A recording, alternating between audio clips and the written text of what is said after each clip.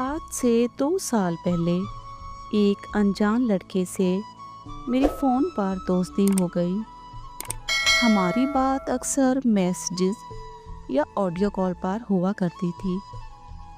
हम दोनों ने कभी एक दूसरे को देखा नहीं था। उसका लहजा इतना पुरसकून, खुश इखलाक और प्यार भरा था कि मुझे उससे मोहब्बत हो गई।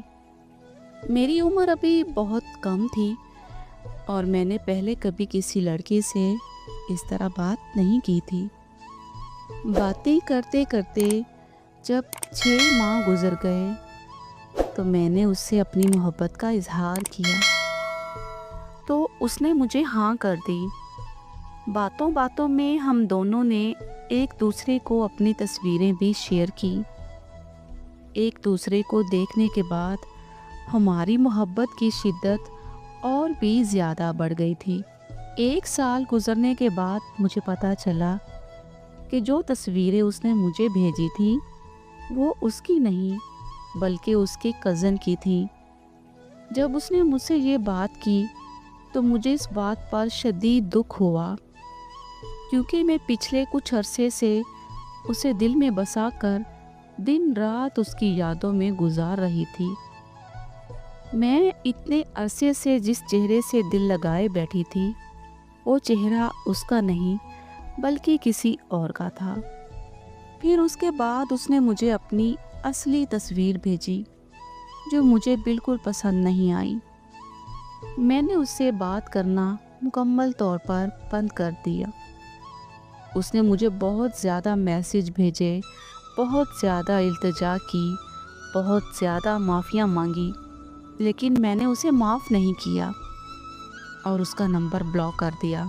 कुछ दिन बाद मैं बहुत ज़्यादा बीमार हो गई और बहुत सा इलाज करवाने के बावजूद भी मैं ठीक नहीं हो रही। तो मुझे लगने लगा कि शायद मैंने उस लड़के को माफ़ ना करके उसका बहुत दिल दुखाया है, जिसकी सज़ा शायद मुझे अल्लाह पाक दे रहा है।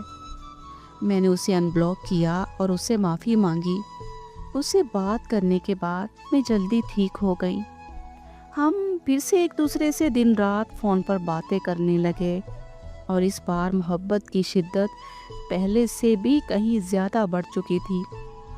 लेकिन किस्मत का खेल देखें कि इस दफ़ा एक बार फिर मेरे साथ धोखा हो गया।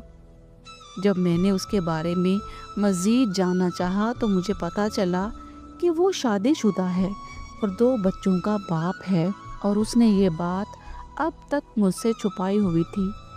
उसके इस धोखे ने मुझे अंदर से बिल्कुल तोड़ के रख दिया था। लेकिन अब हालात ये हैं कि मैं उसकी मोहब्बत में इस कदर पागल हो चुकी हूँ कि मेरे लिए उसे छोड़ना शायद अब ज़िंदगी को छोड़ने के बराबर है। ये अब एक हकीकत है कि मैं खुद की नहीं रही बल्कि दिलो जान से उसकी हो चुकी हूँ। मैंने अपना सब कुछ, अपना दिलो जान सब उसे सौंप दिया, यहाँ तक कि अपनी इज़्ज़त भी। वो जो चाहे मेरे साथ कर सकता है।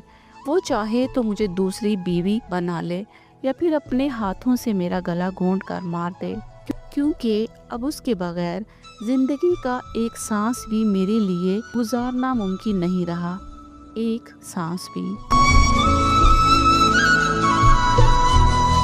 मज़ीद अच्छी कहानियों के लिए हमारे चैनल को सब्सक्राइब करके बेल आइकन को प्रेस कर लीजिए।